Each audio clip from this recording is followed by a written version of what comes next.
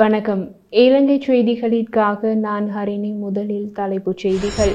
இந்திய மீனவ பிரதிநிதிகளை இன்று யாழ்ப்பாணத்தில் சந்தித்து கலந்துரையாடிய இளங்குமரன். பாலச்சந்திரன் உயிரிழந்த செய்தி கேட்டு மஹிந்த ராஜபக்ஷ மிகவும் மனவருத்தம் அடைந்ததாக நாடாளுமன்ற உறுப்பினர் நாமல் ராஜபக்ச சுட்டிக்காட்டு. விசேட கூட்டத்தை நடத்தி அதிகாரிகளுக்கு பணிப்புரை விடுத்துள்ள ஜனாதிபதி. இனி விரிவான செய்திகள். முன்னாள் அமைச்சர் பிரசன்ன ரணவீர தன்னை கைது செய்வதை தடுக்குமாறு உத்தரவிடக் கோரி மனு ஒன்றை தாக்கல் செய்துள்ளார். இந்த மனுவை விசாரணை செய்வதற்கு அனுமதிப்பதா இல்லையா என்பது தொடர்பான உத்தரவு எதிர்வரும் ஏப்ரல் மாதம் 28ஆம் தேதி வழங்கப்படும் என மேன்முறையீட்டு நீதிமன்றம் தெரிவித்துள்ளது. பிரசன்ன ரணவீரவினால் சமர்ப்பிக்கப்பட்ட மனுவை ஆராய்ந்து பார்த்த பின்னரே மேன்முறையீட்டு நீதிமன்றம் இந்த உத்தரவை பிறப்பித்துள்ளது. கலனி பிரதேசத்தில் அரசாங்க காணியொன்றுக்கு சட்டவிரோதமாக காணி உறுதிப்பத்திரம் தயாரித்து விற்பனை செய்த சம்பவம் தொடர்பில் தன்னை கைது செய்வதை தடுக்குமாறு உத்தரவிடக் கோரிய பிரசன்ன ரணவீர இந்த மனுவை தாக்கல் செய்துள்ளார். கிழக்கு முன்னாள் இராஜாங்க அமைச்சர் தமிழ் மக்கள் விடுதலை புலிகள் கட்சியின் தலைவருமான பிள்ளையான் பிறப்பாலும் இந்த மண்ணில் வாழ்ந்தவர்கள் என்ற அடிப்படையில் எங்களுடைய கைகளிலேயே துப்பாக்கிகள் திணிக்கப்பட்டன என தெரிவித்துள்ளார்.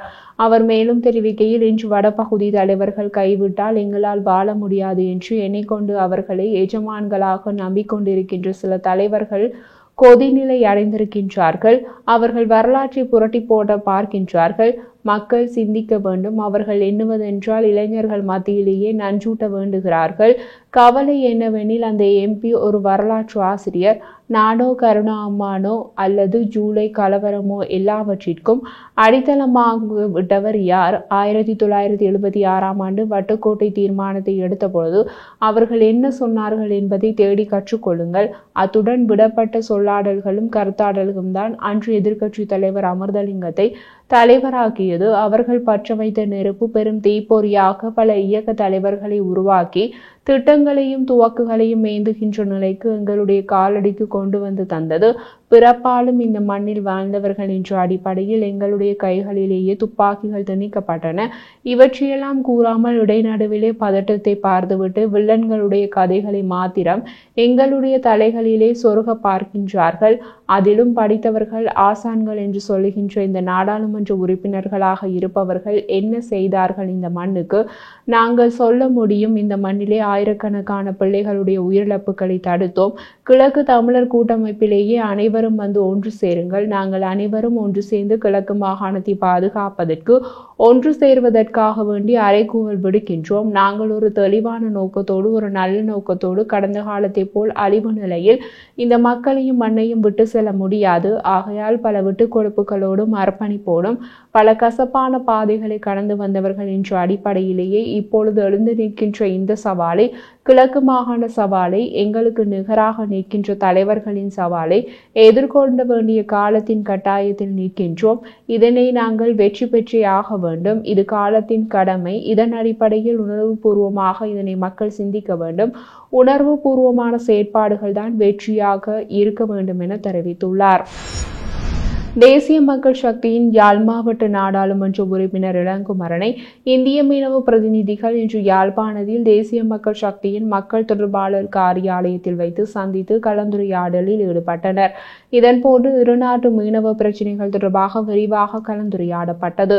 எல்லை தாண்டி மீன்பிடிக்கப்பட்டதை நிறுத்துவதற்கு தாங்கள் நடவடிக்கைகளை எடுக்க உள்ளதாக இந்திய மீனவ பிரதிநிதிகள் தனக்கு தெரிவித்ததாக இளங்குமரன் தெரிவித்துள்ளார். அவர் மேலும் தெரிவிக்கையில், இலங்கையின் கடல் வளத்தை பாதுகாக்கும் நோக்கில் இந்தியாவின் கடல் வளத்தையும் பாதுகாக்க வேண்டும். அத்துடன் இந்திய அரசியல்வாதிகள் இந்திய இலங்கை மீனவ பிரச்சினைகளை அரசியல் மயப்படுத்தி அரசியலாக்க முற்படுகின்றார்கள். இந்திய அரசியல்வாதிகள் இந்திய மீனவர்களின் பக்கம் நின்று அந்த மீனவர்களுக்கு உரிய முறையிலான திட்டத்தை ஏற்படுத்தி கொடுக்க வேண்டும். அவ்வாறு அவர்கள் திட்டம் ஒன்றை ஏற்படுத்தி கொடுக்கும் பட்சத்தில் இலங்கையின் எல்லைக்குள் அவர்கள் வரமாட்டார்கள். எங்களின் கடல் வளமும் மீனவர்களின் வாழ்வாதாரமும் முன்னேற்றகரமாக அமையும். அதனுடன் இந்த மீனவர்களின் பிரச்சனை தொடர்பில் வெகு விரைவில் எங்களது கடற்றொழில் அமைச்சருடன் கலந்துரையாடி ராஜதந்திர மட்டத்திலான பேச்சுவார்த்தைகள் மூலம் இதற்கான ஒரு சுமூகமான தீர்வை பெற்றுக்கொள்ள முடியும் என்றார். அதனோடு ராமேஸ்வரத்தின் அனைத்து விசைப்படகு சங்க செயலாளர் சகாயம் கருத்து தெரிவிக்கையில், அண்மையில் இலங்கை மீனவர்களை சந்தித்து கலந்துரையாடலில் ஈடுபட்டோம். அடுத்த கட்ட பேச்சுவார்த்தை ஒன்று இடம்பெறவுள்ளது. எல்லை தாண்டும் விடயம் தொடர்பில் அதிகாரிகள் மற்றும் எங்களது மீனவ சங்கங்கள் மீனவர்களுடன் பேசுவதற்காக இன்னும் சில கால அவகாசம் கேட்டுள்ளோம். இன்றைய எம்பியுடனான பேச்சுவார்த்தையிலும் சாதகமான பதில் கிடைத்துள்ளது. தமிழக மீனவர்கள் அத்துமீறும் செயற்பாடு தொடர்பிலும் நாங்கள் அவரிடம் விளக்கமாக எடுத்து கூறியுள்ளோம். அத்துடன் இலங்கையில் சிறையில் அடைக்கப்பட்டுள்ள எங்களது மீனவர் சங்கம் மிகவும் கஷ்டப்படுகிறார்கள். வெகு விரைவில் சிறையிலிருந்து விடுவித்து தருமாறு அவர்கள் கோரிக்கை விடுத்துள்ளார்கள். அடுத்த கட்டமாக இலங்கை மீன்வளத்துறை அமைச்சரை சந்திக்க உள்ளோம். இருநாட்டு அரசு அதிகாரிகளும் இருநாட்டு மீனவ சங்க பிரதிநிதிகளும் கலந்துரையாடி இறுதி முடிவை எடுக்க வேண்டும் என்பதே எங்களது கோரிக்கையாகும் என்று கூறியுள்ளார். நாடாளுமன்ற உறுப்பினர் நாமல் ராஜபக்ஷ புலிகள் அமைப்பின் தலைவர் வேலுப்பிள்ளை பிரபாகரனது இளைய மகன் பாலச்சந்திரன் உயிரிழந்த செய்தி கேட்ட முன்னாள் ஜனாதிபதியும் எனது தந்தையுமான மஹிந்த ராஜபக்ஷ மிகவும் மனவருத்தம் அடைந்ததாக தெரிவித்துள்ளார். அத்துடன் பிரபாகரனின் மகனது மரண செய்தி அதிகாலையில் கிடைக்கப் பெற்றது. இந்த செய்தியை கேட்டு எனது தந்தை மிகவும் மனவருத்தம் அடைந்தார். எனது தந்தை மிகவும் கவலை அடைந்து நான் பார்த்த சந்தர்ப்பம் இதுதான். அதிகாலையில் வந்த அந்த தொலைபேசி செய்தி தொடர்பாளர் இன்றும் எனக்கு நினைவிருக்கிறது என்று குறிப்பிட்டார். பிரபாகரனின் மகனின் மரம் வேண்டும் என்று செய்யப்பட்ட ஒன்று அல்ல, தவறுதலாக நடந்தது. பிரபாகரனின் மகன் வேண்டுமென்றே கொல்லப்பட்டார் என சிலர் கதைகள் உருவாக்குகின்றனர். உண்மை அதுவல்ல, இது தவறுதலாக நடந்த விடயம் என்பது கூட பின்னர் தான் தெரிய வந்தது எனவும் குறிப்பிட்டுள்ளார். கண்டி மாவட்டத்தில் பயிர்களுக்கு சேதம் விளைவிக்கும் குரங்குகளை பிடித்து ஒரு தீவு ஒன்றில் விடுவதற்கு தீர்மானிக்கப்பட்டுள்ளது. அத்துடன் மாவட்டத்தில் பயிர்களுக்கு குரங்குகளால் ஏற்பட்ட சேதம் குறித்து ஆராய நியமிக்கப்பட்ட விசேட குழு கூடிய போது இந்த முடிவு எட்டப்பட்டது. கண்டி மாவட்டத்தில் வாழும் யானைகளை ரந்தனிகள நீர்த்தேக்கத்தின் நடுவில் சுமார் 200 ஏக்கர் பரப்பளவு கொண்ட தீவுக்கு மாற்ற முடிவு செய்யப்பட்டுள்ளது. ஹேவாஹெட்ட தேர்தல் தொகுதியில் 15 கிராமங்களில் செயல்படுத்தப்படும் இந்த முன்னோடி திட்டத்திற்கு ஏற்கனவே 10 மில்லியன் ரூபாய் ஒதுக்கப்பட்டுள்ளது. பேராதனை பல்கலைக்கழகத்தின் கால்நடை மருத்துவ பீடத்தின் தலைவரான சிரேஷ்ட பேராசிரியர் அசோக தங்கெல தலையிலான குறித்த குழுவுடன் ஏற்றுமதி விவசாய திணைக்களம், வனவிலங்குகள் மற்றும் வன பாதுகாப்பு திணைக்களம், கடற்படை விவசாய திணைக்களம் உள்ளிட்டவற்றை கொண்ட தொடர்புடைய குழு சங்கம் முடிவுகளை எடுத்துள்ளது. முல்லைத்தீவு புதுக்குடியிருப்பு மற்றும் வள்ளிமுனம் பகுதியில் காலாவதியான பொருட்களை விற்பனை செய்த உரிமையாளருக்கு 35,000 ரூபாய் தண்ட பணம் நீதிமன்றினால் இன்றைய தினம் விதிக்கப்பட்டுள்ளது. புதுக்குடியிருப்பு சுகாதார வைத்திய அதிகாரி பணிமனைக்கு உட்பட வள்ளிமுனம் பகுதியில் பழுதடைந்த அரிசியை கர்ப்பிணி தாய்மாருக்கு விற்பனை செய்ததாக கிடைக்கப்பெற்ற முறைப்பாட்டின் அடிப்படையில் புதுக்குடியிருப்பு மற்றும் வள்ளிமுனம் பகுதியில் அமைந்துள்ள பிரபல விற்பனை நிலையங்களில் சோதனை நடவடிக்கை ஒன்றினை மேற்கொண்டனர். இதன்போது திகதி காலாவதியான 700 கிலோகிராம் அரிசி, பிஸ்கட் பாக்கெட்டுகளை கைப்பற்றனர்.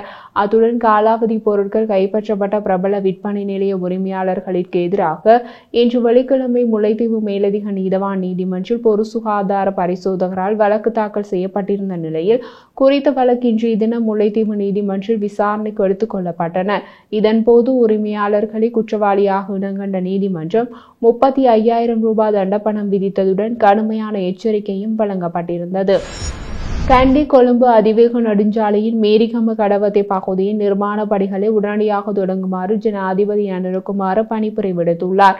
ஜனாதிபதி அனுரகுமாரவிற்கும் போக்குவரத்து, நெடுஞ்சாலைகள், துறைமுகங்கள் மற்றும் சிவில் விமான போக்குவரத்து அமைச்சு மற்றும் நகர அபிவிருத்தி, நிர்மாணம் மற்றும் வீடமைப்பு அமைச்சின் அதிகாரிகளுக்கும் இடையிலான கலந்துரையாடல் இன்று ஜனாதிபதி செயலகத்தில் நடைபெற்றது. அத்துடன் கொழும்பு துறைமுக பிரவேச அதிவேக நெடுஞ்சாலை திட்டத்தின் நன்மைகளை தேசிய பொருளாதாரத்தில் விரைவாக ஒருங்கிணைப்பது குறித்து இங்கு கலந்துரையாடப்பட்டதுடன் இது தொடர்பான எழுந்துள்ள பிரச்சினைகளுக்கு வழங்கக்கூடிய குறுகிய கால மற்றும் நீண்ட கால தீர்வுகள் உள்ளிட்ட பரிந்துரைகள் தொடர்பிலும் கலந்துரையாடப்பட்டது.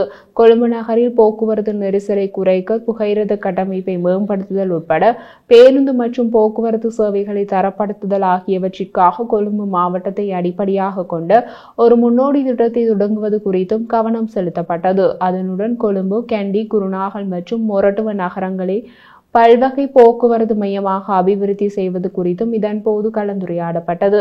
தேசிய பொருளாதாரத்திற்கு பங்களிக்காத புகையிரத திணைக்களத்திற்கு சொந்தமான காணிகளை அடையாளம் காண்பது மற்றும் அந்த காணிகளை முறையாக முகாமைத்துவம் செய்வது குறித்தும் விரிவாக கலந்துரையாடப்பட்டது.